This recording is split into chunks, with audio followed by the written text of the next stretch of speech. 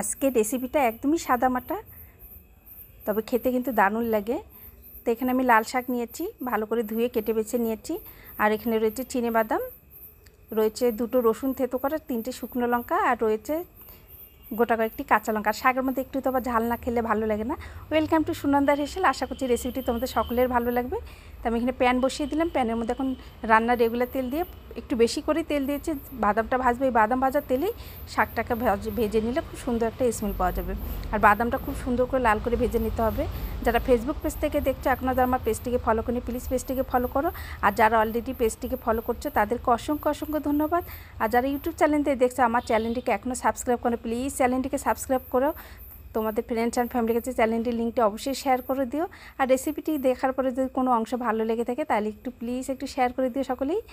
এই তো বাদামটা প্রায় দেখো লাল করে ভেজে নিয়েছে, ঠিক এরকম করে লাল করে বাদামটা ভেজে নিতে হবে যেমন আমরা বাদাম ভাজা খাই। আর এই বাদাম ভাজার তেলেই এখন আমি ফোড়নটা দিয়ে দেবো। দিয়ে দিলাম 3টে শুকনো লঙ্কা। শুকনো লঙ্কাগুলো কিন্তু একটু কেটে দেওয়া রয়েছে, তোমরাও কিন্তু একটু কেটে কেটে দিবে, নাহলে কিন্তু তেলে দিলে কিন্তু যখন তখন দুর্ঘটনা হয়ে যাবে, ফেটে যায়।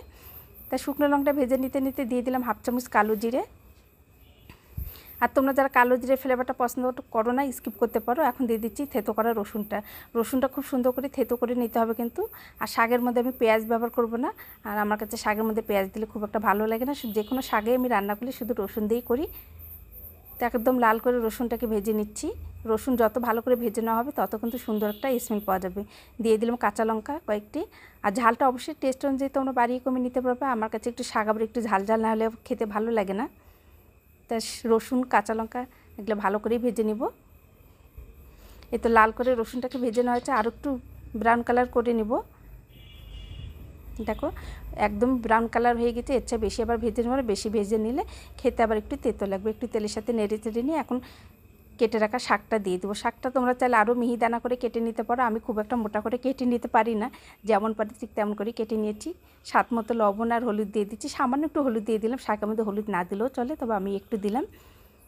তা আমাদের মধ্যে একটু নিয়ম আছে যে মায়ের ছেলেরা হলুদ ছাড়া কোনো সবজি খাওয়া যায় না, এই জন্য সামান্য একটু হলুদ দিয়ে দিয়েছি। এখন আমি ঢেকে দিলাম, ঢেকে দিয়ে চুলো জলটা লো করে দিয়েছি। কোনো কিন্তু জল দিলে শাকের জল দিয়ে শাকটিকে সিদ্ধ করে নেব। এখন একটু নেড়ে চেড়ে নিব।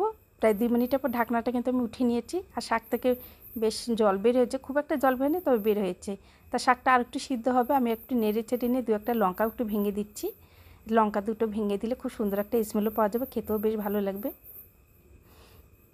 আর এখানে আমি 1 আঁটি শাক নিয়েছি, তো আমরা তো সদস্য সংখ্যা মোটে মাত্র 2 জন। তো আমি আবার ঢেকে দিলাম, ঢেকে দিয়ে 1 মিনিট পর ঢাকনাটা উঠিয়ে নেব। দেখো শাকের পাশ থেকে কিন্তু তেলটা বের হয়েছে, আর শাকটাও বেশ সিদ্ধ হয়ে গিয়েছে, একদম সফট হয়ে গিয়েছে। আমি একটু নেড়ে চেড়ে নিয়ে এখন ভেজে রাখা বাদামটা দিয়ে দিচ্ছি। আর এই বাদাম দেওয়ার কারণে লাল শাকটার মানটাই অন্যরকম হয়ে যায়, খেতেও বেশ ভালো লাগে। সাদামাটা রান্না কিন্তু খেতে কিন্তু অসাধারণ লাগে। শুরুতে বলে দিয়েছি, তোমরা কিন্তু চাইলে এভাবে লাল শাক ভেজে, শাক তো তোমরা ভেজে খাওয়াই অন্য রকমভাবে, তবে এভাবে না খেয়ে থাকলে একবার খেয়ে দেখো, তোমরা প্রেমে পড়ে যাবে এইভাবে লাল শাকটা ভেজে খেয়ে দেখলে।